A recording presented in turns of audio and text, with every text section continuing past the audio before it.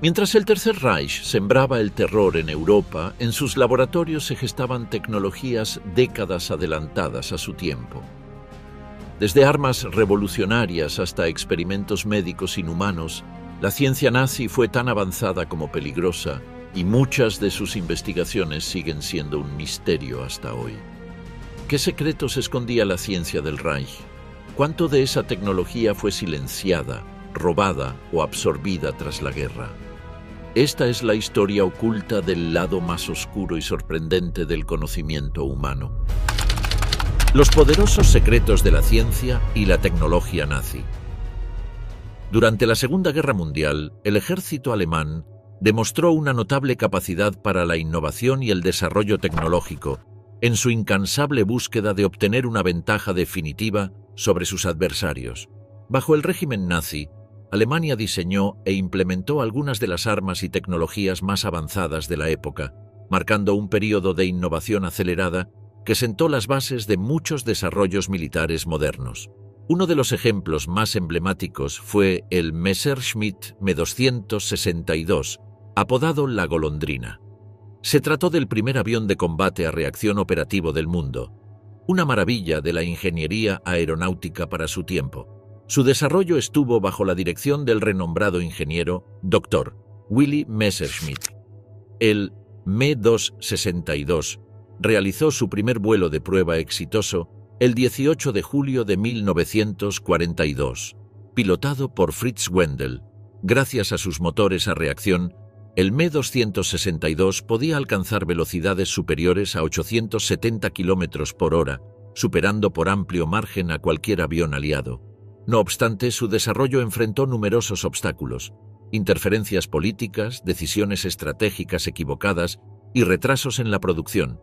El primer Me-262 operativo no fue entregado a la Luftwaffe sino hasta agosto de 1944, cuando los bombardeos aliados ya habían deteriorado gravemente la infraestructura industrial alemana. A pesar de ello, el Me-262 se convirtió en un símbolo del potencial tecnológico del Tercer Reich. Otra innovación revolucionaria fue el cohete Quinte II, Vergeltungswaffe II o Arma de Represalia II, el primer misil balístico de largo alcance operativo del mundo. Impulsado por combustible líquido y capaz de alcanzar objetivos a más de 320 kilómetros de distancia, fue desarrollado en el Centro de Investigación Militar de Peenemünde, bajo la dirección de Werner von Braun y su equipo. El W-2 realizó su primer vuelo exitoso el 3 de octubre de 1942 y alcanzaba velocidades supersónicas, lo que lo hacía prácticamente imposible de interceptar. El primer ataque con un V-2 tuvo lugar el 7 de septiembre de 1944, con un lanzamiento desde una plataforma móvil contra París. A lo largo de la guerra se lanzaron más de 3.000 cohetes Quinte II contra objetivos aliados, causando grandes daños y pérdidas humanas. Sin embargo, su producción fue costosa, su precisión limitada, y estuvo marcada por el uso masivo de mano de obra forzada, especialmente en instalaciones como Mittelbau-Dora.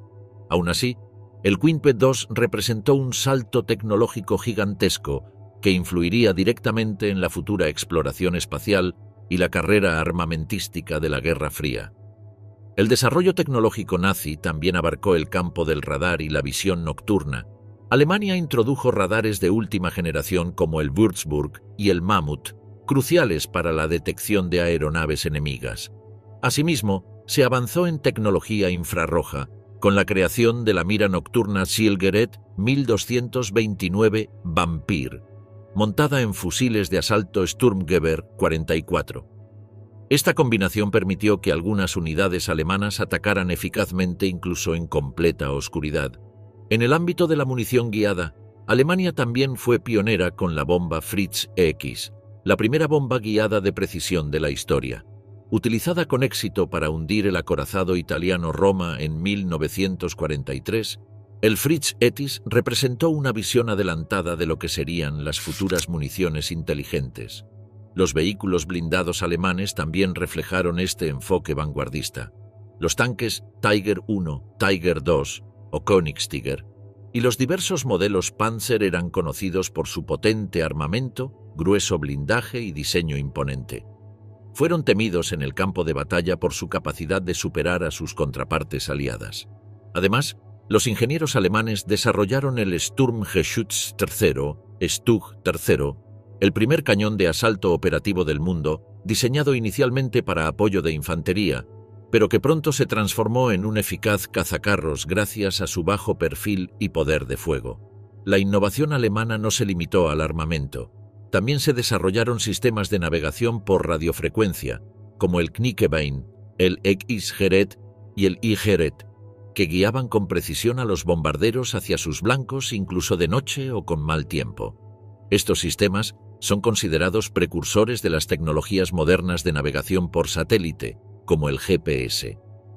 A pesar de estar profundamente manchadas por el uso de esclavos, la brutalidad del régimen y el contexto de una guerra genocida, las innovaciones tecnológicas desarrolladas por la Alemania nazi representaron un salto significativo en la ciencia militar. Desde los primeros aviones a reacción hasta misiles balísticos y radares avanzados, estos avances no solo cambiaron el curso de la guerra, sino que también influyeron en el desarrollo de la tecnología moderna. Submarinos alemanes y la lucha por el control del Atlántico. La batalla del Atlántico, librada entre la Armada alemana y las fuerzas navales de los aliados, fue una lucha titánica, prolongada y despiadada, que definiría el curso de la Segunda Guerra Mundial y con ello el destino del mundo libre.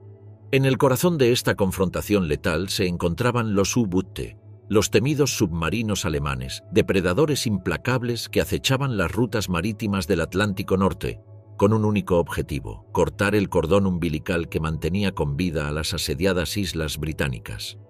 Era una guerra silenciosa bajo las olas, donde cada viaje podía ser el último. La columna vertebral de esta flota submarina era el Tipo 7, una plataforma versátil, robusta y letal, capaz de causar estragos incluso entre los convoyes mejor escoltados. Equipado con torpedos letales y un cañón de cubierta, el Tipo 7 se convirtió en símbolo del terror en el Atlántico. Al mando de estas máquinas se encontraban hombres como Günther Prien y Otto Kretschmer, ases del mar cuyas hazañas audaces inspiraban a sus camaradas y sembraban miedo entre sus enemigos. La campaña submarina alcanzó su apogeo entre julio de 1940 y octubre de 1941, en un periodo conocido por los alemanes como la Época Feliz. Durante este tiempo, los submarinos operaban en manadas de lobos, infligiendo enormes pérdidas a los aliados. Millones de toneladas de suministros vitales fueron hundidas y el Reino Unido estuvo al borde del colapso por inanición. El almirante Karl Dönitz, arquitecto de la estrategia submarina, había dejado claro su objetivo. La única forma de doblegar a Inglaterra es cortar sus rutas marítimas. Pero esa marea oscura estaba por cambiar. Los aliados, decididos a sobrevivir, respondieron con innovación y determinación. El radar, el sistema HFDF y los aviones antisubmarinos equipados con cargas de profundidad y radares de búsqueda tierra-mar, como los Lockheed Hudson y Consolidated B-24 Liberator, comenzaron a dar vuelta a la marea. Los submarinos dejaron de ser cazadores para convertirse en presas. Las pérdidas crecieron exponencialmente. 3 de cada 4 submarinistas alemanes no regresaron jamás de sus misiones. En un último intento por recuperar la iniciativa, Alemania lanzó su arma secreta submarina, el Tipo 21, apodado Elektroboot. Este revolucionario submarino, con un diseño hidrodinámico superior, un avanzado sistema de snorkel y la capacidad de operar sumergido durante largos periodos a gran velocidad, representaba una nueva era en la guerra naval. El Tipo 21 fue una maravilla tecnológica. Rápido, silencioso, difícil de detectar. Podía sumergirse por días, una ventaja abismal sobre los modelos anteriores. Pero el tiempo no estaba de su lado. Asolado por retrasos en la producción, sabotajes y la falta de tripulaciones experimentadas, el Elektroboot llegó demasiado tarde. Apenas unos pocos entraron en servicio activo antes del colapso del Tercer Reich. Con la derrota alemana, los submarinos restantes fueron hundidos o entregados.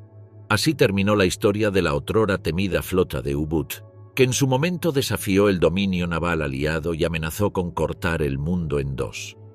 La batalla del Atlántico no fue solo una contienda por el control de los mares. Fue una guerra de inteligencia, de tecnología de resistencia. Una lucha en la que cada convoy que llegaba a puerto era una victoria y cada submarino hundido. Una historia que desaparecía en las profundidades. Mentores del Reich, jerarquía y disciplina en las fuerzas alemanas. El ejército alemán durante la Segunda Guerra Mundial no fue únicamente una fuerza impulsada por la tecnología ni por sus tácticas innovadoras. Fue, ante todo, una maquinaria forjada a través del liderazgo implacable, la disciplina férrea y el entrenamiento meticuloso. Estas cualidades lo convirtieron en una de las fuerzas de combate más temidas y eficaces del conflicto. Desde los extensos bosques de las Ardenas hasta las abrasadoras arenas del norte de África, su presencia dejó una huella profunda en la historia militar moderna. Hombres como Erwin Rommel y Heinz Guderian se convirtieron en sinónimos de las victorias alemanas. No fueron simples comandantes, fueron estrategas brillantes, arquitectos de campañas osadas y líderes capaces de transformar la teoría en resultados devastadores en el campo de batalla. Sus nombres están inscritos en los anales de la historia militar como auténticos visionarios de la guerra. Erwin Rommel, conocido como el Zorro del Desierto, fue uno de los comandantes más carismáticos y respetados de la Wehrmacht. Veterano condecorado de la Primera Guerra Mundial, Rommel ascendió con rapidez gracias a su capacidad para liderar desde la primera línea. Sus estrategias audaces y su dominio del terreno en las campañas del norte de África pusieron en serios aprietos a las fuerzas británicas, elevando su leyenda entre amigos y enemigos por igual. Su liderazgo al frente del Afrika Korps se convirtió en símbolo de excelencia táctica y honor militar, incluso en medio del caos brutal del conflicto global. Por su parte, Heinz Guderian fue el verdadero artífice del concepto de guerra mecanizada. Su visión estratégica transformó la guerra de movimientos en un arma letal. A través de su obra Achtung, Panzer, Guderian delineó los fundamentos de la Blitzkrieg, la guerra relámpago, que luego sería empleada con gran eficacia en las campañas de Polonia, Francia y las primeras fases de la invasión de la Unión Soviética. Su nombre quedaría grabado como el padre del Panzer, y su influencia aún resuena en las doctrinas militares del siglo XXI. Pero los logros de estos líderes habrían sido imposibles sin el cimiento que los sostuvo, el soldado alemán. La Wehrmacht se construyó sobre la base de una disciplina implacable y una dedicación absoluta al entrenamiento. Cada soldado era sometido a un riguroso régimen físico y mental que no solo lo preparaba para la guerra, sino que lo transformaba en una pieza pensante dentro del engranaje militar. La cultura castrense alemana valoraba la autonomía táctica y el aprendizaje constante, inculcando en sus hombres la importancia del estudio de la historia, la táctica y la estrategia. Conocidos informalmente como lanceros, los soldados alemanes eran reconocidos por su resistencia, determinación y lealtad inquebrantable. Estas cualidades fueron puestas a prueba una y otra vez, desde los gélidos campos de Rusia hasta las trincheras improvisadas del oeste. La formación se complementaba con ejercicios tácticos realistas, simulaciones de combate y juegos de guerra diseñados para replicar las condiciones más extremas del frente. La Wehrmacht fomentaba una cultura de adaptación y mejora continua. Los oficiales eran instruidos no solo para dar órdenes, sino para comprender y anticipar el pensamiento del enemigo. Esta capacidad para aprender, adaptarse y evolucionar en medio del caos bélico fue clave para que Alemania mantuviera su eficacia militar durante los años más intensos del conflicto, incluso frente a una coalición de potencias enemigas con vastos recursos. En última instancia, los éxitos del ejército alemán durante la Segunda Guerra Mundial no pueden entenderse sin examinar la interacción entre sus líderes y su tropa. Rommel y Guderian no solo comandaban ejércitos, comandaban hombres moldeados por una tradición militar antigua, exigente y orgullosa. Su genio estratégico encontró eco en la disciplina y entrega de los soldados que los seguían. Hoy, cuando se examinan los triunfos y tragedias de aquel ejército, se revela un testimonio brutal y a la vez fascinante del poder del liderazgo, la preparación militar y la voluntad humana. La historia de la Wehrmacht es también la historia de sus hombres, líderes visionarios y soldados endurecidos que por convicción, deber u obediencia, lucharon por una causa que terminaría arrastrándolos al abismo de la historia. El puño de acero de Hitler, el ejército del Reich. El ejército alemán de la Segunda Guerra Mundial, la Wehrmacht, ha quedado grabado en los anales de la historia como una fuerza militar de eficacia aterradora y precisión táctica sin precedentes. Sin embargo, también simboliza los peligros de la arrogancia estratégica, la ambición desmedida y la subordinación del poder militar a una ideología fanática. En su auge, parecía invencible. En su caída, dejó enseñanzas duras pero necesarias para las generaciones futuras. A pesar de sus impresionantes logros iniciales, el Wehrmacht fue finalmente derrotado por una combinación de errores estratégicos propios y la resiliencia inquebrantable de los aliados. Comprender las razones de esta derrota no es solo un ejercicio académico, sino una lección imprescindible sobre los límites del poder militar, la importancia de la planificación a largo plazo y el costo humano de una guerra global. Uno de los errores más catastróficos fue la decisión de invadir la Unión Soviética en junio de 1941. La Operación Barbarroja, concebida como una ofensiva rápida y decisiva, se convirtió en una guerra de desgaste colosal. El ejército alemán subestimó por completo la vastedad del territorio soviético, el clima implacable y, sobre todo, la capacidad de recuperación del enemigo. La resistencia soviética, férrea y despiadada, no solo detuvo el avance alemán en las puertas de Moscú y Stalingrado, sino que comenzó a empujar de vuelta, lentamente, a la maquinaria nazi hacia Berlín. Las consecuencias de esta invasión fueron desastrosas. El frente oriental se convirtió en un pozo sin fondo de hombres y recursos. El Wehrmacht, que había sido diseñado para campañas rápidas y decisivas, se vio atrapado en una lucha prolongada para la cual no estaba preparado ni logística ni moralmente. Las líneas de suministro, que se extendían por miles de kilómetros, eran vulnerables, ineficientes y difíciles de mantener. La falta de combustible, munición, repuestos y alimentos debilitó cada ofensiva sucesiva. La logística, siempre el talón de Aquiles de las fuerzas alemanas, jugó un papel central en su derrota. La obsesión por la expansión rápida y el simbolismo de las victorias espectaculares nubló el juicio estratégico. Cada nuevo territorio conquistado implicaba una carga adicional, más rutas que proteger, más enemigos que someter, más recursos que administrar. Las victorias del Wehrmacht en Polonia, Francia, los Balcanes y el norte de África, aunque espectaculares, no pudieron traducirse en una victoria sostenible. A medida que la guerra se extendía, los aliados, Estados Unidos, el Reino Unido y la Unión Soviética, consolidaban una potencia industrial y militar abrumadora. La superioridad material aliada fue uno de los factores más decisivos del conflicto. Las fábricas estadounidenses producían tanques, aviones y municiones a una escala imposible de igualar para la Alemania nazi. Los soviéticos, por su parte, movieron sus industrias más allá de los Urales, protegidos del alcance alemán, y produjeron en masa armamento resistente y eficaz, como el T-34. El Reino Unido mantuvo su resistencia y sirvió como base crucial para la liberación de Europa. Sin embargo, más allá de lo material, la verdadera fortaleza de los aliados radicó en su determinación moral y política.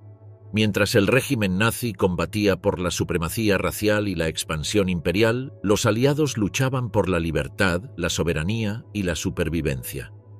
Esta diferencia fundamental en los ideales motivó una resistencia tenaz, incluso frente a derrotas aplastantes. El Wehrmacht, por más competente que fuera desde el punto de vista táctico, operaba bajo un comando estratégico caótico, dominado por un Hitler cada vez más errático. La interferencia del Führer en la toma de decisiones militares condujo a errores costosos como la negativa a permitir retiradas tácticas o la insistencia en ofensivas insostenibles. La ideología prevalecía sobre la lógica militar. A esto se sumó el declive moral dentro del ejército alemán. Lo que había comenzado como una fuerza disciplinada y profesional terminó envuelta en crímenes de guerra, ejecuciones masivas y una guerra total que no respetaba ni civiles ni prisioneros. La Wehrmacht quedó manchada por su complicidad en los crímenes del régimen nazi, lo que la aleja de cualquier idealización simplista de su capacidad técnica. Las lecciones que nos deja la historia del Wehrmacht son múltiples.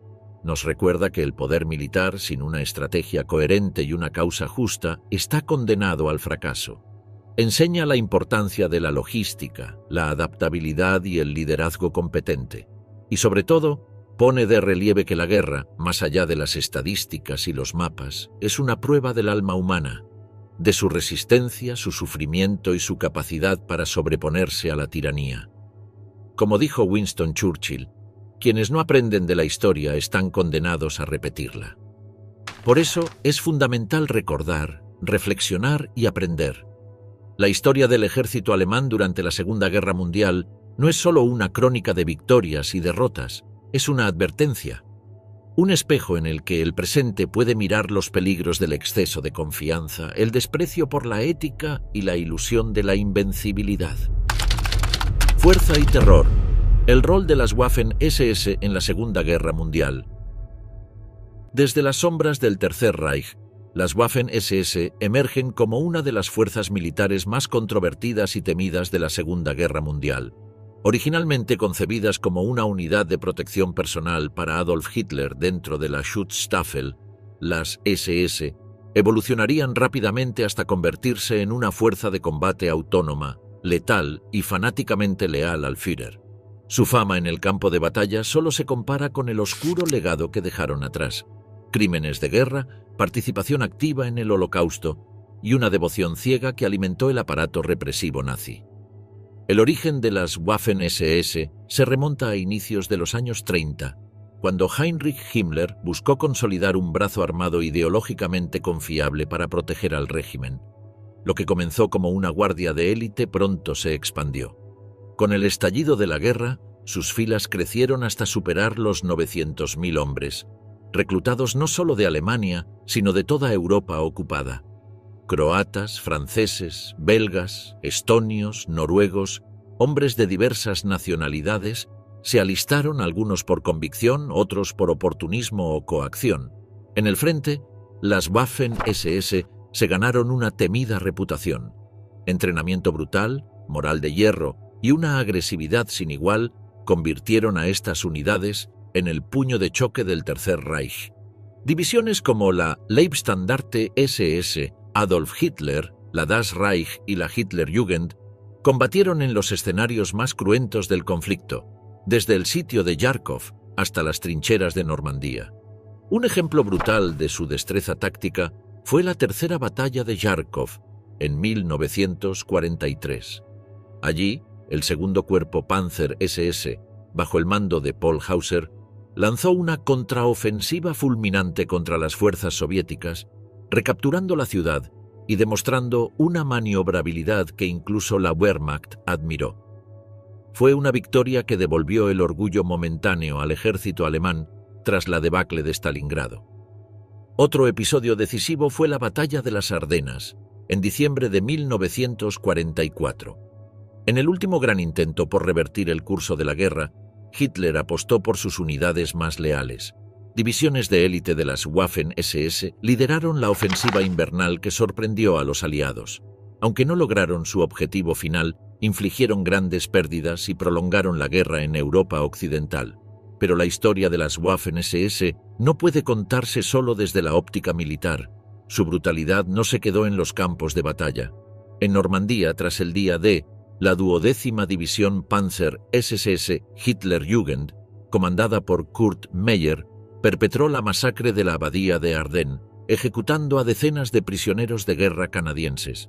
Hechos como este, sumados a limpiezas étnicas, represalias contra civiles y participación en campos de exterminio, sellaron el destino moral de la organización. Las Waffen-SS también estuvieron profundamente implicadas en la solución final. Diversas unidades colaboraron con los Einsatzgruppen, los escuadrones móviles de exterminio, responsables de asesinar a millones de judíos, gitanos, partisanos y prisioneros soviéticos en la retaguardia del Frente Oriental. Estos batallones no solo combatían, participaban activamente en masacres sistemáticas, fusilamientos masivos y deportaciones hacia los campos de concentración. A medida que el Reich se desmoronaba, las Waffen-SS se aferraron a su misión con fanatismo casi suicida. En los últimos días del Tercer Reich, jóvenes reclutas, algunos apenas adolescentes, fueron enviados al combate contra fuerzas soviéticas abrumadoras. En la defensa final de Berlín, elementos de las Waffen-SS combatieron hasta el último hombre, no tanto por estrategia militar, sino por lealtad ideológica y desesperación. Con la caída del régimen, las potencias aliadas comenzaron el proceso de desnazificación. En los juicios de Nuremberg, las Waffen-SS fueron declaradas una organización criminal, al igual que las SS en su conjunto. Muchos de sus comandantes fueron juzgados, condenados y ejecutados. Otros lograron huir, ocultarse con identidades falsas o reintegrarse silenciosamente en la posguerra, a menudo con ayuda de redes clandestinas como la Odessa.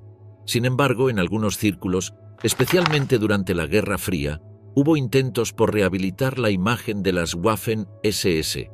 Se difundieron mitos sobre su carácter puramente militar, desligándolas de los crímenes del nazismo. Esta narrativa, fomentada por antiguos miembros y revisionistas, ha sido desacreditada por la investigación histórica moderna, que ha demostrado una y otra vez el vínculo directo entre la ideología nazi y el accionar de estas unidades. Hoy, las Waffen-SS siguen siendo objeto de controversia, fascinación y repudio. Admiradas por algunos por su eficiencia táctica, pero condenadas universalmente por su papel en los crímenes del régimen nazi, su legado es un recordatorio de lo que ocurre cuando la obediencia militar se convierte en instrumento del fanatismo. Las Waffen-SS no fueron solo soldados, fueron el rostro armado del totalitarismo, un cuerpo diseñado para imponer el terror, exterminar al enemigo y asegurar la supervivencia del nazismo a cualquier precio. Su historia, lejos de glorificación, exige memoria, juicio y reflexión, porque en cada uniforme negro, en cada insignia con calaveras, se esconde la advertencia de hasta dónde puede descender la humanidad cuando la ideología suplanta la conciencia. Blitzkrieg, el rayo que cambió la guerra. La estrategia conocida como Blitzkrieg o guerra relámpago fue una táctica militar revolucionaria que definiría al ejército alemán durante las primeras etapas de la Segunda Guerra Mundial. Ideada y perfeccionada por estrategas como Heinz Guderian y respaldada por líderes como Erich von Manstein, esta forma de guerra transformó para siempre el combate moderno, priorizando la velocidad, la sorpresa y el uso concentrado de fuerzas mecanizadas para infligir golpes rápidos y devastadores antes de que el enemigo pudiera reaccionar.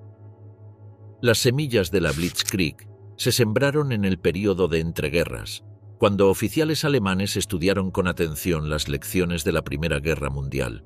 El estancamiento de las trincheras y la guerra de desgaste demostraron la necesidad de tácticas más móviles y eficaces. Inspirados en parte por teóricos británicos como B. H. Liddell Hart y J. F. C. Fuller, los alemanes desarrollaron un modelo de guerra basado en la coordinación precisa de tanques, infantería, artillería y aviación táctica, especialmente bombarderos en picado. La primera demostración real de esta estrategia ocurrió con la invasión de Polonia en septiembre de 1939. Divisiones Panzer, apoyadas desde el aire por los temibles bombarderos Stuka, arrollaron las defensas polacas en cuestión de semanas. La victoria fue tan rápida y contundente que el mundo entero comprendió que había comenzado una nueva era de guerra mecanizada. Pero fue en mayo de 1940 cuando la Blitzkrieg alcanzó su máxima expresión durante la invasión de Francia y los Países Bajos. En una jugada audaz, el general von Manstein propuso un plan, posteriormente conocido como el Plan Manstein, que sugería atravesar el densamente boscoso macizo de las Ardenas, una región considerada por los franceses como virtualmente intransitable para una fuerza acorazada. Cuando las divisiones Panzer alemanas, lideradas por Heinz Guderian, irrumpieron a través de las Ardenas y cruzaron el río Mosa, los aliados fueron tomados por sorpresa. Las defensas colapsaron. Los ejércitos franceses y británicos fueron superados en velocidad, coordinación y poder ofensivo. En un intento desesperado por frenar el avance alemán, la fuerza expedicionaria británica y unidades francesas contraatacaron en la batalla de Arras el 21 de mayo de 1940. Aunque causaron algunas bajas y desconcierto, el esfuerzo fue insuficiente. Las fuerzas aliadas fueron obligadas a replegarse hacia la costa, culminando en la dramática evacuación de Dunkerque, donde más de 330.000 soldados británicos y franceses escaparon de una aniquilación segura en la famosa Operación Dinamo. La eficacia devastadora de la Blitzkrieg dejó atónito al mundo. El ejército alemán parecía imparable. Su capacidad para desestabilizar a ejércitos enteros en cuestión de días redefinió la doctrina militar moderna, pero la Blitzkrieg tenía sus límites.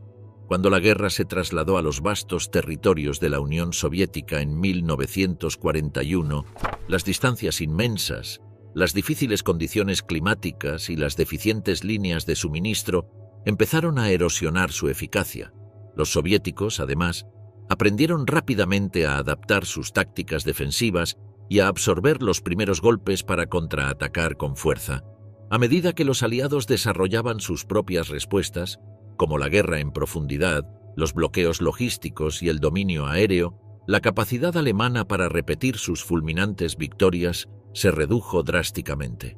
Así, lo que alguna vez fue una táctica revolucionaria se convirtió en un arma de doble filo, poderosa en el inicio, pero difícil de sostener en una guerra prolongada. La Blitzkrieg pasó a la historia como una lección sobre el poder de la innovación militar, pero también sobre sus límites ante la realidad de una guerra total. Entre códigos y sombras, los misterios de la Enigma. En el sombrío y silencioso mundo del espionaje durante la Segunda Guerra Mundial, una batalla crucial se libraba lejos de los campos de batalla. Una guerra de códigos, máquinas y cerebros brillantes. En este conflicto invisible, la capacidad de comunicarse en secreto podía significar la diferencia entre la victoria y la aniquilación. El aparato que encarnaba esa esperanza para el Tercer Reich era una maravilla de la ingeniería criptográfica, la máquina Enigma. Desarrollada inicialmente en la década de 1920 como un dispositivo comercial, Enigma fue adoptada y modificada por el ejército alemán para convertirse en el instrumento principal de cifrado de todas sus comunicaciones estratégicas. Su mecanismo, aparentemente simple, ocultaba una complejidad extraordinaria, una serie de rotores electromecánicos giratorios y una placa de conexiones que permitían miles de millones de permutaciones. Cada vez que se presionaba una tecla, la configuración interna de los rotores cambiaba, generando un nuevo patrón de cifrado. Era, en esencia, una fortaleza matemática en miniatura. El alto mando nazi confiaba ciegamente en la seguridad de Enigma. Tan convencidos estaban de su invulnerabilidad que transmitían abiertamente sus planes de operaciones, despliegues militares y convoyes por radio. Esa confianza, sin embargo, sería su ruina. En secreto, muy lejos del corazón del Reich, una operación aliada sin precedentes había comenzado a desentrañar los secretos de Enigma. Los primeros avances no vinieron de Londres ni de Washington, sino de Varsovia. En los años previos a la guerra, un grupo de criptoanalistas polacos liderados por el matemático Marian Rejewski logró reproducir el funcionamiento interno de la máquina mediante análisis matemático y trabajo de ingeniería inversa. Fue un logro asombroso, conseguido bajo una amenaza inminente. Cuando la guerra estalló en 1939 y Polonia fue invadida, los polacos entregaron sus hallazgos a los servicios de inteligencia británicos y franceses. Esa información se convertiría en la base sobre la cual se edificaría uno de los mayores logros del espionaje moderno, el Proyecto Ultra. En los jardines tranquilos de Bletchley Park, una mansión campestre convertida en centro de inteligencia, los británicos reunieron a las mentes más brillantes del Reino Unido. Matemáticos, lingüistas, lógicos y ajedrecistas trabajaban día y noche para romper los códigos nazis. Entre ellos estaba un joven matemático con una mente prodigiosa, Alan Turing. Turing y su equipo desarrollaron un dispositivo electromecánico conocido como la bomba, una máquina capaz de analizar rápidamente miles de posibles configuraciones de Enigma. Gracias a esta innovación, combinada con inteligencia humana, errores operativos alemanes y análisis de patrones, los aliados lograron descifrar a diario millones de mensajes alemanes. El impacto fue monumental. Por primera vez, los líderes aliados podían anticipar los movimientos de sus enemigos con una precisión escalofriante. Gracias a Ultra, se detectaron ataques de submarinos alemanes en el Atlántico. Se frustraron emboscadas en África y se protegieron rutas vitales de suministro. Durante la preparación del día D, la información obtenida a través del descifrado permitió a los aliados engañar y desorientar al alto mando alemán, contribuyendo al éxito del desembarco de Normandía. Los historiadores coinciden en que el trabajo llevado a cabo en Bletchley Park acortó la guerra entre 2 y 4 años, salvando millones de vidas. Sin embargo, este triunfo de la razón y la lógica se mantuvo en secreto durante décadas. Los hombres y mujeres de Bletchley juraron silencio, incluso frente a sus propias familias. Solo con el paso del tiempo se reconocería su papel decisivo en la victoria aliada. Así, en los márgenes invisibles de la Segunda Guerra Mundial, se libró una guerra paralela, una guerra de ingenio contra el código aparentemente indescifrable de Enigma. Una guerra en la que la inteligencia superó a la maquinaria y en la que el silencio de unos pocos cambió el destino de millones. Motores de guerra. Los olvidados del suministro alemán. Detrás de cada ejército victorioso se oculta una red invisible pero esencial, la logística. Una red de abastecimiento compleja, extensa y cuidadosamente gestionada que garantiza que cada soldado tenga municiones, cada tanque tenga combustible y cada frente cuente con los recursos necesarios para sostener la lucha. En el caso del ejército alemán durante la Segunda Guerra Mundial, esta red logística no solo fue vital, sino también innovadora, formidable y finalmente insuficiente ante la magnitud del conflicto. Desde los años del rearme en la década de 1930, los planificadores militares alemanes entendieron que la guerra del futuro dependería de la movilidad y la velocidad. Inspirados por las experiencias de la Primera Guerra Mundial y por el concepto emergente de guerra mecanizada, figuras clave como Heinz Guderian y no Heinz abogaron por un ejército ágil que pudiera desplazarse rápidamente por vastas extensiones de territorio. Para ello, no solo se requerían tanques y armas modernas, sino una columna vertebral logística capaz de alimentar esa maquinaria en movimiento. Uno de los vehículos más emblemáticos de esta infraestructura fue el Opel Blitz, y no Opel Bleach, un camión ligero y versátil que se convertiría en el caballo de batalla del Wehrmacht, no del Wehrmacht. Con capacidad para transportar tropas, combustible, municiones y alimentos, el Blitz era una pieza fundamental del engranaje alemán. Su diseño robusto y su motor confiable le permitían operar en todo tipo de terrenos, desde los bosques embarrados de Rusia hasta los desiertos abrasadores del norte de África. Más allá de su función como transporte estándar, el Opel Blitz fue modificado para múltiples usos: ambulancias, cocinas de campaña, vehículos de radiocomunicación e incluso talleres móviles. Su adaptabilidad y disponibilidad masiva lo convirtieron en uno de los activos más preciados del ejército alemán.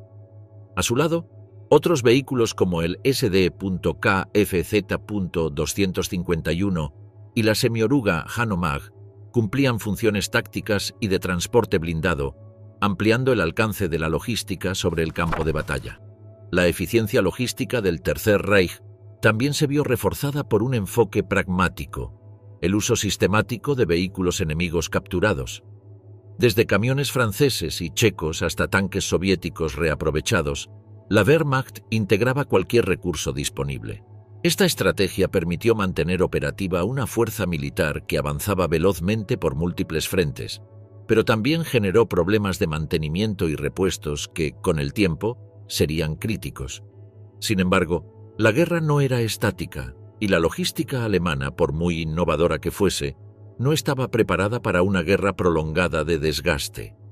A medida que los frentes se extendían, particularmente en la Unión Soviética, las líneas de suministro alemanas se volvieron cada vez más vulnerables. Los trenes eran bombardeados, los camiones se atascaban en caminos fangosos y las distancias se volvían imposibles de cubrir eficientemente. La ofensiva aliada en el aire, con sus campañas de bombardeo estratégico sobre la infraestructura industrial y ferroviaria alemana, acentuó aún más el colapso. En el frente oriental, las condiciones invernales extremas y el terreno inhóspito paralizaron columnas enteras de suministros. La escasez de combustible se volvió una pesadilla constante. Muchos tanques y vehículos blindados debían ser abandonados no por destrucción enemiga, sino por falta de mantenimiento o carburante. El esfuerzo titánico de los soldados de intendencia, los mecánicos y los choferes de la retaguardia no bastó para compensar la creciente desventaja industrial del Reich frente a los aliados. Mientras Alemania producía con dificultad, Estados Unidos y la Unión Soviética fabricaban en masa. El sistema logístico alemán, aunque ingenioso y ágil al principio de la guerra, fue finalmente abrumado por la magnitud del conflicto total. Así, entre la velocidad inicial del avance y la lentitud de la retirada final, la historia de la logística alemana es la historia de un coloso construido sobre rueda que no pudo mantenerse en pie cuando esas ruedas comenzaron a fallar. La guerra desde el aire, tácticas e impacto de la Luftwaffe. A medida que las nubes de guerra se cernían sobre Europa a finales de la década de 1930, surgía un nuevo y temible instrumento del poderío militar nazi, la Luftwaffe, la Fuerza Aérea del Tercer Reich. Bajo el liderazgo directo de Hermann Göring, mariscal del Reich y figura clave del régimen, la Luftwaffe no solo fue un brazo armado de la agresión hitleriana, sino también un laboratorio de innovación táctica que transformaría para siempre el rostro de la guerra aérea. El auge de la Luftwaffe fue meteórico. En apenas unos años, Alemania pasó de tener una fuerza aérea inexistente debido a las restricciones del Tratado de Versalles, a construir una de las flotas aéreas más modernas y temidas del mundo. Esta transformación se cimentó sobre tácticas vanguardistas, un enfoque descentralizado de mando y control, y aeronaves tecnológicamente avanzadas. El Stuka, terror desde los cielos. Entre los símbolos más reconocibles de la supremacía aérea alemana se encontraba el Junkers Ju-87, más conocido como el Stuka. Este bombardero en picado con su silueta siniestra y su legendario grito mecánico, producido por las trompetas de Jericó, unas sirenas instaladas en su tren de aterrizaje, se convirtió en el emblema del terror aéreo nazi. Diseñado para ataques de precisión quirúrgica, el Stuka descendía en picado casi vertical sobre sus objetivos, liberando su carga explosiva con una exactitud escalofriante. Fue una herramienta esencial en las campañas de la Blitzkrieg, devastando posiciones enemigas antes de que las fuerzas terrestres entraran en combate.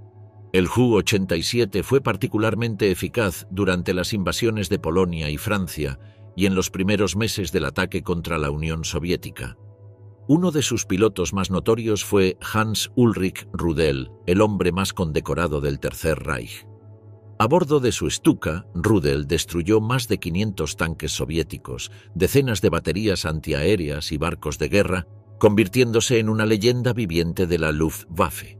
Para el enemigo, él era el águila del frente oriental, la lucha por el cielo, cazas y pilotos legendarios. Junto al Stuka, la fuerza de cazas de la Luftwaffe desempeñó un papel vital en el establecimiento de la superioridad aérea alemana.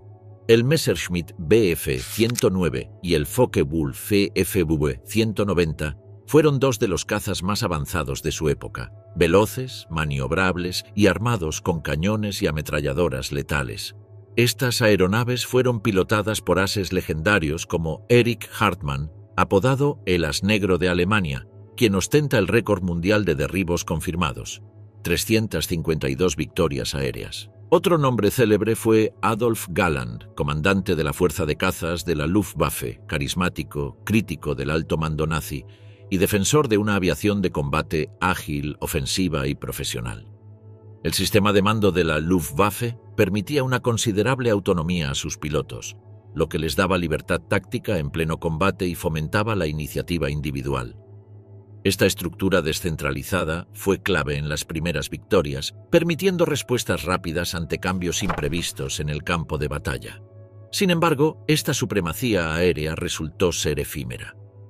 A medida que avanzaba la guerra, la Luftwaffe comenzó a enfrentarse a enemigos superiores en número, tecnología y capacidad industrial.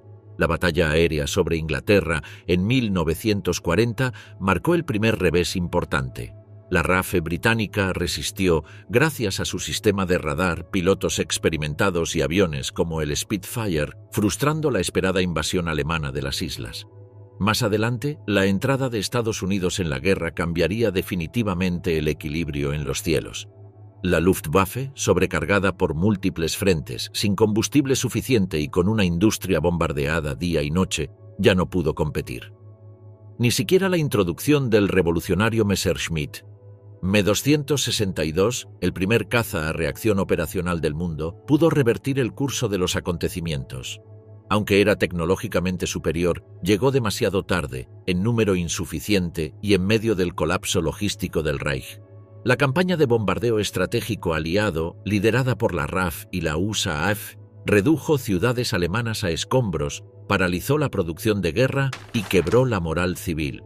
La Luftwaffe, una vez símbolo del dominio aéreo, terminó desgastada, superada y finalmente derrotada, víctima de su propio exceso de confianza y del poderío industrial de sus enemigos. Química y poder. El legado científico del régimen nazi. Durante el período de entreguerras y especialmente en la década de 1930, los científicos vinculados a la empresa IG Farben realizaron avances clave en múltiples ramas de la química y la industria. Una de sus subsidiarias más destacadas, la farmacéutica dirigida por Otto Bayer, logró en 1937 un importante descubrimiento relacionado con la síntesis del poliuretano, mediante un proceso innovador de polimerización. Este material tendría aplicaciones fundamentales en sectores industriales y comerciales durante las décadas siguientes. Varios investigadores asociados a IG Farben fueron reconocidos internacionalmente por sus aportes científicos. Carl Bosch y Friedrich Bergius recibieron el Premio Nobel de Química en 1931 por el desarrollo de métodos de síntesis química a alta presión, tecnologías que revolucionaron la producción industrial. Otro notable galardonado fue Gerhard Domack, premiado por su contribución al descubrimiento de fármacos antibacterianos, lo que marcó un hito en la historia de la medicina moderna. En 1939, IG Farben registró una patente de gran importancia tecnológica que todavía hoy tiene aplicaciones a nivel global. Uno de sus desarrollos más estratégicos fue la invención de un procedimiento para la producción de caucho sintético, especialmente valioso durante la Segunda Guerra Mundial. En un contexto en el que el acceso a las plantaciones de caucho naturales en Asia y América estaba severamente restringido por el conflicto, este avance fue crucial. La compañía vendió posteriormente esta patente a la firma estadounidense Standard Oil, lo que permitió a Estados Unidos establecer rápidamente una industria nacional de caucho artificial, garantizando su abastecimiento frente a la amenaza japonesa en el Pacífico. Pero los avances tecnológicos de la Alemania de los años 30 no se limitaron al ámbito industrial. También hubo desarrollos notables en la ciencia aplicada y la instrumentación. En 1940, Hans Busch inventó la primera lente para microscopios electrónicos, basada en principios de radiación electromagnética descubiertos en 1926. Gracias a estas bases teóricas, Ernst Ruska y Max Noll, científicos de la Universidad de Berlín, construyeron en 1931 el primer microscopio electrónico, con una capacidad de aumento de 400 veces. Este aparato fue el primero en mostrar el enorme potencial de la microscopía electrónica. 2 años más tarde, en 1933, Ruska logró perfeccionar el diseño, desarrollando un microscopio que superaba ampliamente la resolución de los dispositivos ópticos tradicionales, lo que representó una revolución para la microbiología y abrió nuevas posibilidades para el estudio y control de enfermedades infecciosas. En 1937, otro importante avance vino de la mano de Manfred von Ardenne, quien desarrolló el primer microscopio electrónico de barrido, ampliando aún más el alcance de estas nuevas herramientas científicas. Diseño monumental. La arquitectura oficial alemana en 1936. El régimen nazi también fomentó iniciativas en el ámbito académico y arqueológico, aunque frecuentemente con motivaciones ideológicas. Un ejemplo claro fue el financiamiento de una gran excavación arqueológica en el sitio de Olimpia, Grecia. Estas investigaciones, más allá de su valor científico, respondían a intereses propagandísticos del régimen. En el marco de los Juegos Olímpicos de Berlín, en 1936, los nazis buscaron reforzar una supuesta conexión entre la cultura germánica y la civilización griega antigua. Según la mitología racial promovida por el Tercer Reich, tanto los antiguos griegos como los alemanes modernos descendían de los arios, una raza considerada superior. Con el objetivo de cristalizar esa narrativa simbólica, Adolf Hitler encargó a su arquitecto de confianza, Albert Speer, el diseño de un gigantesco estadio en Nuremberg con capacidad para 400.000 personas. La idea era que ese recinto monumental albergara los Juegos Olímpicos de forma permanente, cada 4 años, como una expresión del supuesto vínculo entre la Alemania nazi y el legado cultural de la antigua Grecia, más allá de las aspiraciones autocráticas de Hitler y del uso ideológico de la arqueología. Lo cierto es que el sitio histórico de Olimpia llevaba años en estado de abandono. Fue gracias a la generosa financiación del régimen nazi al Instituto Arqueológico Alemán en Grecia que se pudo llevar a cabo la primera excavación sistemática y científicamente planificada del lugar. Este trabajo estuvo dirigido por los arqueólogos Emil Kunze y Hans Schleif, quienes lograron importantes avances en el estudio del sitio clásico. Sin embargo, las excavaciones se vieron interrumpidas en 1940 y poco tiempo después Alemania invadió Grecia, un hecho que tuvo consecuencias devastadoras para el patrimonio arqueológico del país, ya que muchos otros sitios históricos también sufrieron daños, saqueos o abandono como resultado del conflicto. Los supercañones de Hitler. En contraste con desarrollos científicos como el caucho sintético o el poliestireno, que tenían una amplia variedad de aplicaciones prácticas e industriales, las armas alemanas, como los cañones ferroviarios, eran mucho más limitadas en su utilidad. Su capacidad operativa dependía estrictamente de la presencia de infraestructura ferroviaria, lo que restringía considerablemente su alcance y eficacia en el campo de batalla. Esta fue la principal razón por la que se fabricaron tan pocos cañones ferroviarios en la Alemania nazi. El más grande de todos fue conocido como Schwerer Gustav, y se presume que existió una segunda unidad similar, apodada Dora, aunque hasta hoy no hay pruebas concluyentes de que este segundo cañón haya sido construido. Algunos historiadores creen que fue utilizado durante el asedio de Stalingrado en 1942, aunque no existe documentación definitiva que lo confirme. Lo cierto es que el Schwerer Gustav fue, y sigue siendo, la pieza de artillería más grande jamás utilizada en combate. Este colosal cañón medía casi 50 metros de largo, unos 7 metros de ancho, y su cañón tenía una longitud de 32,5 metros. Disparaba proyectiles de 80 centímetros de diámetro, con un alcance de hasta 47 kilómetros.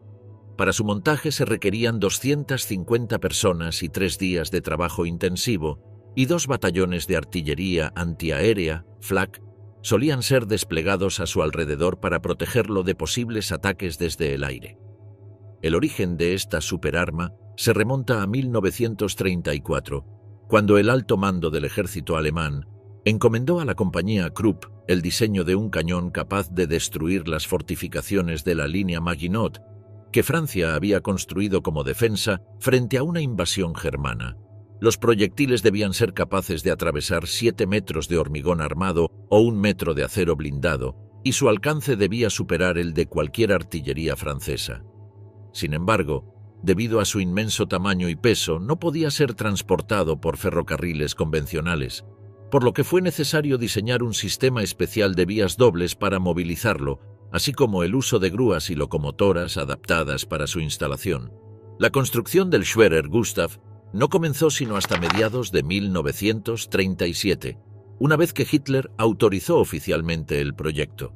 Las dificultades técnicas para fabricar piezas de acero tan masivas retrasaron su finalización por varios años. Mientras tanto, se encargó una segunda unidad, el supuesto Dora, cuyo destino exacto sigue siendo desconocido. Cuando finalmente se completó el Gustav, Francia ya había sido ocupada por el Tercer Reich, por lo que el cañón ya no era necesario en el frente occidental. No obstante, se decidió emplearlo en el frente oriental, y en marzo de 1942 fue transportado a Crimea. El tren que lo trasladaba constaba de 25 vagones, lo que daba un total de 1,6 kilómetros de largo, simplemente para transportar un solo arma. El bautismo de fuego del Schwerer Gustav ocurrió durante el asedio de Sebastopol, en junio de 1942. Durante el sitio, que terminó el 4 de julio, la ciudad fue completamente devastada. En total, las fuerzas alemanas dispararon unas 30.000 toneladas de munición de artillería, de las cuales el Gustav disparó 47 rondas, lo que fue suficiente para desgastar su cañón original. Por ello, se instaló un cañón de repuesto, mientras que el anterior fue enviado de vuelta a la fábrica Krupp para su reacondicionamiento. Tras el asedio, el cañón fue desmantelado y trasladado al norte del frente oriental, con la intención de ser usado en el planeado ataque a Leningrado. Fue instalado a unos 30 kilómetros de la ciudad, pero el ataque fue finalmente cancelado. Durante el invierno de 1942, las tropas alemanas abandonaron el Gustav cerca de Leningrado sin haberlo utilizado nuevamente. Finalmente, el 14 de abril de 1945, un día antes de la llegada de las tropas estadounidenses, el cañón fue destruido por los propios alemanes para evitar que cayera en manos del enemigo. Otro cañón grande e interesante fue el llamado Karl Gereth.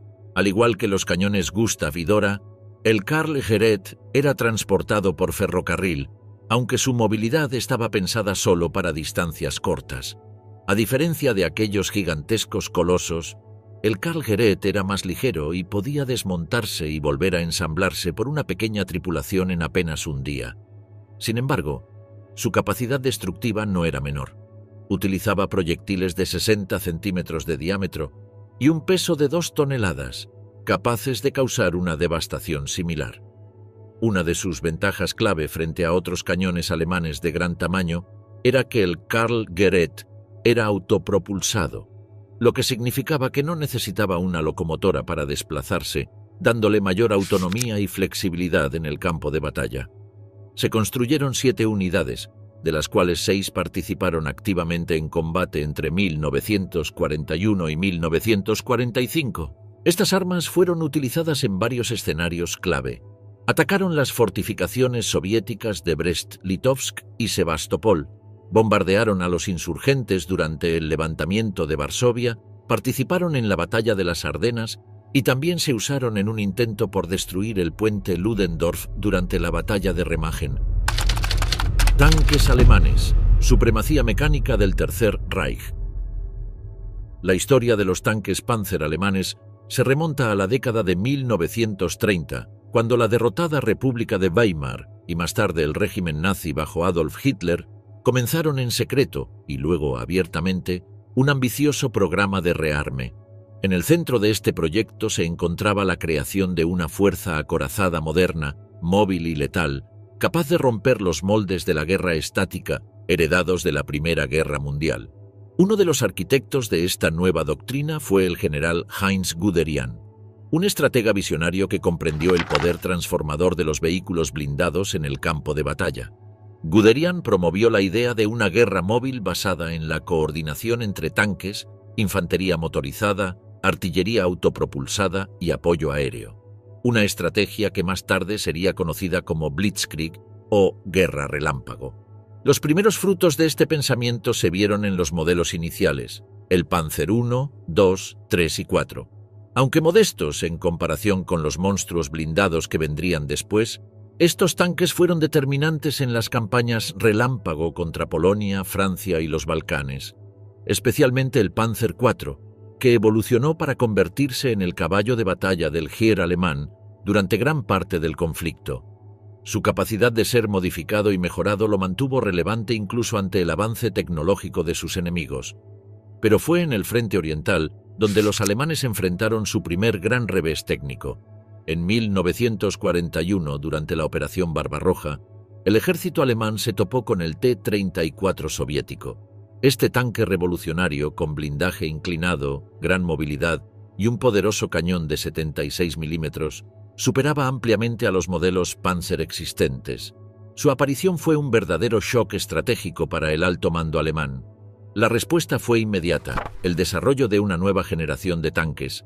Así nació el temido Panzerkampfwagen 6 Tiger, un coloso blindado armado con un cañón de 88 milímetros, derivado de la legendaria Flak antiaérea. Entró en combate por primera vez en 1942 y su sola presencia en el campo de batalla generaba terror. Uno de sus comandantes más célebres, el as de tanques Michael Wittmann, se convirtió en leyenda tras destruir decenas de vehículos enemigos en Normandía con su Tiger, en acciones que aún hoy son estudiadas en academias militares. Sin embargo, el Tiger no estaba exento de problemas. Su enorme peso y complejidad técnica lo hacían lento, costoso de mantener y difícil de producir en masa. Su sucesor, el Tiger II o Königstiger, fue aún más blindado y letal, pero también más problemático y tardío. Aunque invulnerable desde el frente, era vulnerable desde los flancos y con frecuencia quedaba inmovilizado por fallos mecánicos o falta de combustible. En paralelo se desarrolló el que muchos consideran el tanque más equilibrado de toda la guerra, el Panzerkampfwagen V Panther. Diseñado como una respuesta directa al T-34, combinaba un cañón de alta velocidad de 75 milímetros, blindaje inclinado y excelente movilidad. El Panther debutó en la batalla de Kursk en 1943 y aunque sufrió fallos iniciales, se convirtió rápidamente en la columna vertebral de las divisiones blindadas alemanas. Su equilibrio entre potencia de fuego, protección y movilidad sería replicado en los diseños de tanques posteriores a la guerra. Una anécdota reveladora sobre el ingenio táctico alemán tuvo lugar durante la batalla de las Ardenas en 1944. En una operación de engaño conocida como Grave, varias unidades de Panzer fueron disfrazadas de tanques estadounidenses M-10 Wolverine, con el objetivo de infiltrar las líneas aliadas y sembrar el caos. Aunque el plan tuvo un éxito limitado, demostró la sofisticación del pensamiento operativo alemán, incluso en los últimos meses de la guerra. Sin embargo, a pesar de sus avances técnicos, los tanques Panzer no pudieron alterar el curso inevitable del conflicto. La industria alemana no fue capaz de producirlos en las cantidades necesarias. Mientras que los aliados fabricaban miles de Sherman y los soviéticos inundaban el frente con T-34, la producción alemana se veía obstaculizada por la escasez de materiales, los bombardeos estratégicos aliados y una economía al borde del colapso. Al final fue una cuestión de números. Por cada Tiger que Alemania producía, los aliados desplegaban decenas de tanques más ligeros pero fiables. Aún así, los tanques Panzer dejaron una huella profunda en la historia militar. Representaron una filosofía de guerra basada en la calidad, el poder y el impacto psicológico. Fueron, en muchos sentidos, el filo de la lanza nazi. Tras la guerra, las lecciones del Panzer influyeron directamente en el diseño de los tanques modernos. El equilibrio entre movilidad, blindaje y potencia de fuego, encarnado en el Panther, se convirtió en el estándar de referencia. Modelos como el Centurion británico, el M60 estadounidense y los primeros T-54-55 soviéticos heredarían directamente ese legado. Hoy, los restos oxidados de los Panzers descansan en campos europeos y museos del mundo. Silenciosos testigos de una época donde el rugido de un motor y el estruendo de un disparo podían decidir el destino de naciones enteras.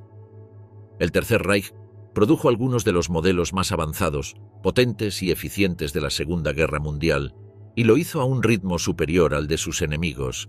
Una de las razones de esta superioridad fue que Alemania ya había comenzado a fabricar tanques antes del inicio del conflicto, principalmente los Panzer I y Panzer II. Una vez iniciada la guerra, estos modelos fueron rápidamente reemplazados por diseños más modernos y potentes. Durante el conflicto se fabricaron aproximadamente 50.000 tanques alemanes, muchos de ellos versiones del Panzer III y Panzer IV, tanques medianos conocidos por su resistencia, movilidad y potencia de fuego. A diferencia de países como Gran Bretaña, que diseñaron múltiples modelos sin lograr una verdadera eficacia uniforme, los tanques alemanes seguían una línea coherente de diseño, centrada en 3 modelos clave. Uno de los más comunes fue el Panzer IV, optimizado para distintos roles en el campo de batalla. Una ventaja técnica adicional era que muchos tanques alemanes usaban motores diésel, lo que reducía significativamente el riesgo de incendio en combate. En contraste, los tanques Sherman estadounidenses, propulsados por gasolina, eran más propensos a estallar en llamas tras recibir un impacto, lo que solía provocar la muerte de toda la tripulación. El Panzer IV fue sin duda el tanque más numeroso y versátil de Alemania durante la guerra. Jugó un papel central en la defensa de Normandía y fue continuamente mejorado. Derivado del Panzer III, su desarrollo comenzó en 1937 y se fabricaron más de 8.000 unidades. Los primeros modelos estaban equipados con cañones cortos de 75 milímetros ideales para el apoyo a la infantería. Sin embargo, las condiciones del frente oriental, especialmente en la Unión Soviética, exigieron cañones más potentes y mayor penetración de blindajes enemigos. Como respuesta, se introdujo una variante con cañón largo, el modelo Mark G, que apareció en 1943. Este tanque pesaba alrededor de 25,5 toneladas.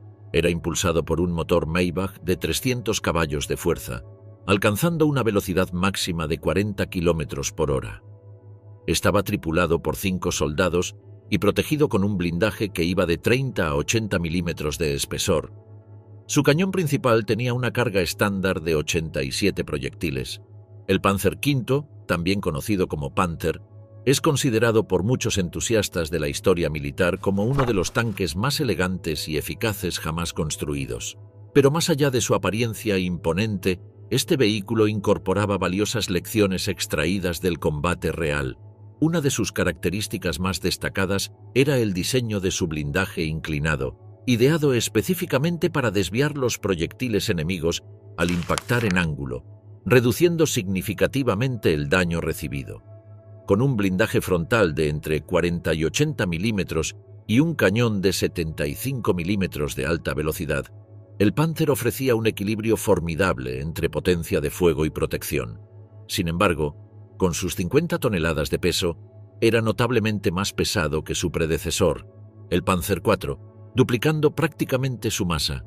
A pesar de su peso, el Panzer V mantenía una velocidad respetable de 40 kilómetros por hora y su autonomía en carretera alcanzaba los 200 kilómetros, lo que lo hacía eficaz tanto en ofensivas como en defensas prolongadas.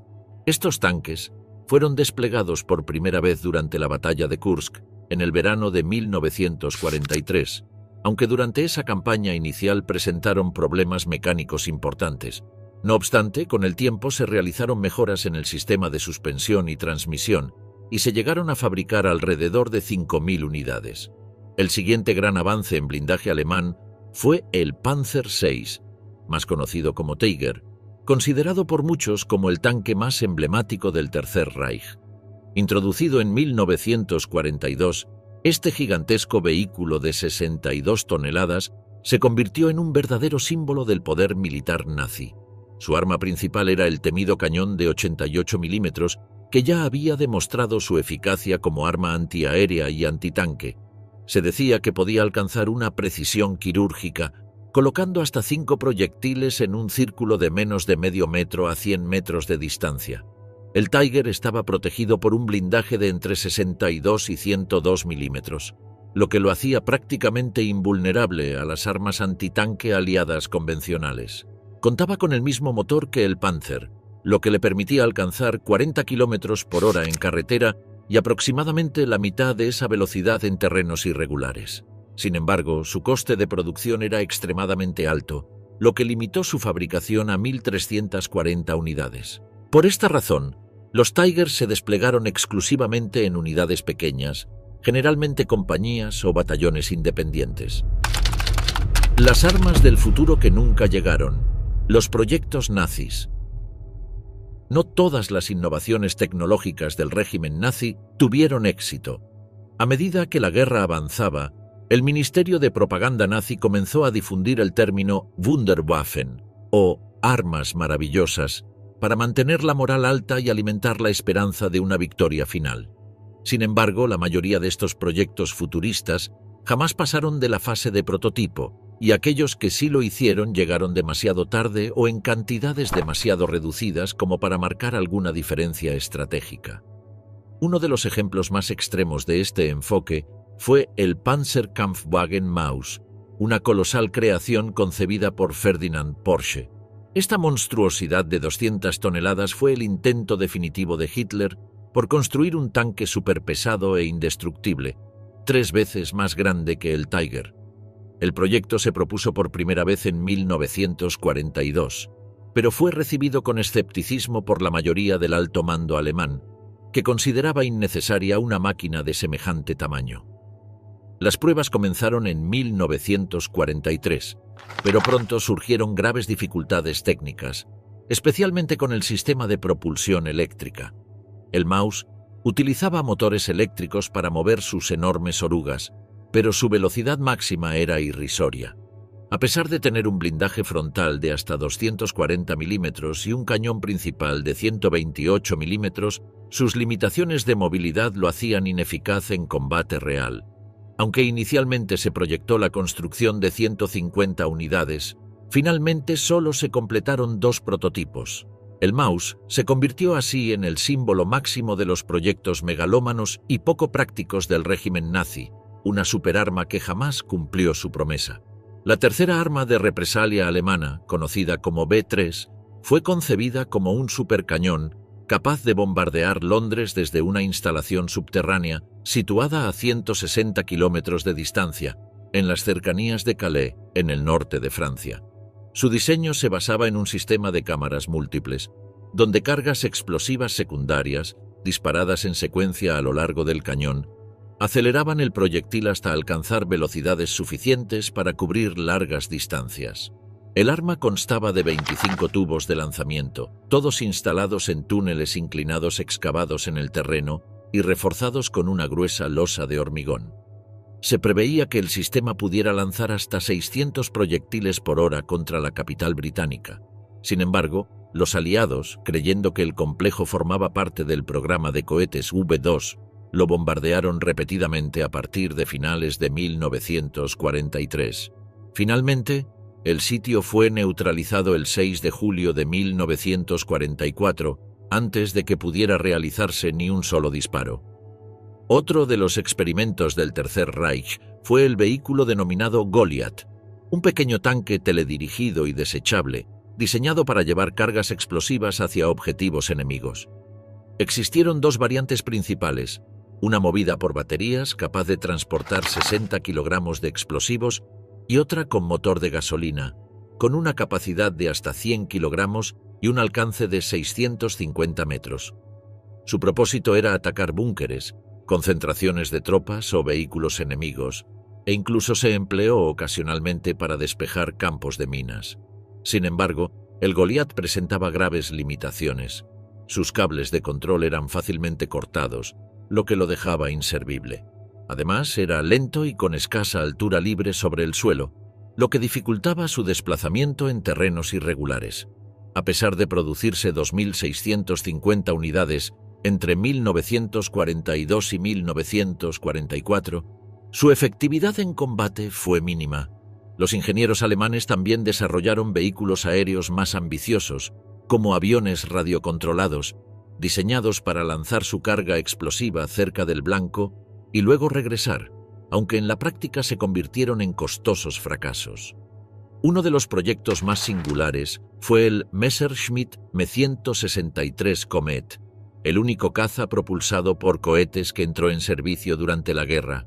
Este pequeño y revolucionario avión fue diseñado para interceptar bombarderos aliados a gran altitud. Funcionaba con un sistema de propulsión líquida compuesto por 2 sustancias químicas altamente reactivas que al combinarse generaban una combustión extremadamente potente. El Comet podía ascender a 12.000 metros, 39.000 pies, en tan solo 3,45 minutos, alcanzando velocidades de más de 880 kilómetros por hora, una cifra impresionante para la época. Su despliegue comenzó en mayo de 1944, pero su excesiva velocidad representó un desafío. Los pilotos tenían serias dificultades para maniobrar y atacar eficazmente a los bombarderos más lentos. Aunque tecnológicamente adelantado, el Me-163 fue otra de las Wunderwaffen que no logró alterar el curso del conflicto. Además de sus limitaciones en combate, el Messerschmitt Me-163 Comet presentaba otro inconveniente crítico. Su motor cohete tenía un tiempo de combustión máximo de solo 7 minutos. Una vez agotado el combustible, el piloto debía planear el regreso a su base, lo que lo convertía en un blanco fácil para los cazas enemigos. Los accidentes eran frecuentes, ya que el combustible utilizado era altamente volátil e incluso pequeñas cantidades podían desencadenar explosiones catastróficas durante el despegue, el vuelo o el aterrizaje. Otro de los desarrollos más peculiares del Tercer Reich fue el llamado cañón de viento, un arma antiaérea experimental, Se trataba de un gran tubo metálico orientado hacia arriba en uno de sus extremos. En su interior, una mezcla de hidrógeno y oxígeno era encendida para generar una onda explosiva de aire comprimido, con la intención de derribar aeronaves volando a baja altitud. Durante las pruebas, se comprobó que el chorro de aire a alta velocidad podía causar daños estructurales en edificaciones, pero no se pudo demostrar su eficacia contra aviones rápidos y maniobrables. En 1945 se instaló un cañón de este tipo en un puente sobre el río Elba, pero no logró ningún resultado operativo, convirtiéndose en otro ejemplo del fracaso de muchas Wunderwaffen.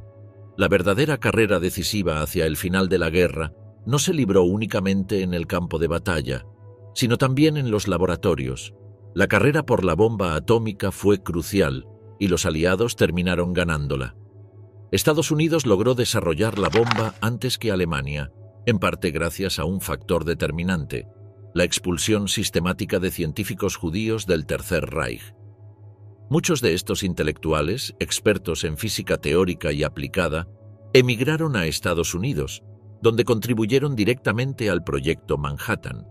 Además, al concluir la guerra, los estadounidenses pusieron en marcha la Operación Paperclip, una iniciativa secreta destinada a reclutar científicos, ingenieros y técnicos alemanes y austríacos, trasladándolos discretamente a territorio estadounidense. La urgencia era clara. Muchos de estos científicos estaban a la vanguardia en sus campos, y su conocimiento era visto como vital para la futura supremacía tecnológica y militar. Entre las figuras más destacadas de la ciencia alemana durante el Tercer Reich se encontraba Otto Hahn, un renombrado químico considerado uno de los padres de la fisión nuclear. Fue pionero en los estudios de radiactividad y radioquímica, y aunque no participó directamente en el desarrollo de armas, sus descubrimientos fueron cruciales para comprender el mecanismo por el cual un átomo puede dividirse y liberar enormes cantidades de energía, el principio fundamental detrás de la bomba atómica. En 1938, Hahn, junto con Lise Meitner y Fritz Strassmann, logró demostrar la fisión del núcleo de uranio. Sin embargo, solo Hahn recibió el Premio Nobel de Química en 1944, un hecho que generó controversia, ya que la contribución de Meitner, quien tuvo que huir de Alemania por ser judía, fue igualmente esencial. La fisión nuclear se convirtió en la base no solo de los reactores nucleares, sino también del armamento nuclear, algo que los líderes nazis comprendieron rápidamente. Hahn propuso que el uranio era el elemento más adecuado para la fabricación tanto de reactores como de bombas. Afortunadamente para el régimen, se trataba de un material relativamente accesible gracias a las minas de uranio situadas en Checoslovaquia, entonces bajo ocupación alemana. Consciente del potencial de esta nueva tecnología, Hitler ordenó reunir a los científicos más brillantes del país, entre ellos el propio Hahn, Werner Heisenberg, Hans Geiger, Carl Friedrich von Weizsäcker y otros, para que trabajaran en el desarrollo de un programa nuclear. La comunidad de inteligencia estadounidense, al enterarse de esta concentración de talento, temió que Alemania estuviera cerca de construir una bomba atómica. Ante este temor, los aliados pusieron en marcha la Operación Paperclip, una iniciativa destinada a capturar y trasladar a científicos alemanes a Estados Unidos para que colaboraran en el proyecto Manhattan, dirigido por Robert Oppenheimer. La preocupación estadounidense llegó al punto de enviar a un agente armado a una conferencia de Werner Heisenberg en Zúrich en 1943. La orden era clara. Si la exposición indicaba que los alemanes estaban cerca de fabricar una bomba atómica, debía matar a Heisenberg en el acto. A diferencia del enfoque estadounidense, el programa nuclear alemán no estuvo centralizado. En lugar de un objetivo único, el régimen financió a distintos grupos científicos, permitiéndoles desarrollar sus investigaciones de forma autónoma y fragmentada. A pesar de ello, se lograron avances significativos, como el desarrollo de técnicas de separación de isótopos radiactivos y experimentos con moderadores de neutrones, materiales capaces de controlar las reacciones nucleares en cadena. Uno de los descubrimientos más relevantes fue el uso de agua pesada como moderador. Los alemanes reconocieron su eficacia para absorber neutrones sobrantes y evitar una reacción descontrolada. Sin embargo, descartaron el uso del grafito, que más tarde resultaría ser uno de los moderadores más eficaces y disponibles. El error se debió probablemente a que las muestras utilizadas por Walter Bott estaban contaminadas con boro, un elemento que absorbe neutrones, y falseó los resultados. Tanto los estadounidenses como los soviéticos descubrieron este error y aprovecharon el grafito en sus propios programas nucleares. A pesar de sus avances, la física nuclear alemana nunca logró alcanzar la criticidad artificial, es decir, el punto en que una reacción en cadena puede sostenerse por sí misma, condición indispensable para desarrollar tanto un reactor como una bomba nuclear. Estuvieron cerca, pero un accidente poco conocido terminó frenando el progreso. El accidente de Leipzig, ocurrido el 23 de junio de 1942, fue el primer accidente nuclear de la historia. Tuvo lugar en un laboratorio del Instituto de Física de la Universidad de Leipzig, donde un experimento nuclear provocó una explosión y un incendio que destruyó el equipo y retrasó significativamente los avances del programa. Desde laboratorios ocultos hasta campos de batalla cubiertos de acero y fuego, el Tercer Reich apostó por una ciencia sin límites morales, movida por la ambición de conquistar el mundo. Cada invento, cada experimento, cada avance, nació entre la genialidad y la oscuridad. Hoy, muchos de esos secretos descansan bajo toneladas de tierra, en archivos clasificados o en museos de guerra. Pero su eco permanece, no como símbolo de admiración, sino como advertencia. La historia de la ciencia nazi nos recuerda que el conocimiento, sin ética, puede transformarse en arma y que incluso las mentes más brillantes pueden ser seducidas por los fines más siniestros. Porque al final, no fue solo una guerra de soldados y tanques, fue también una guerra de ideas y de lo que la humanidad está dispuesta a hacer con ellas.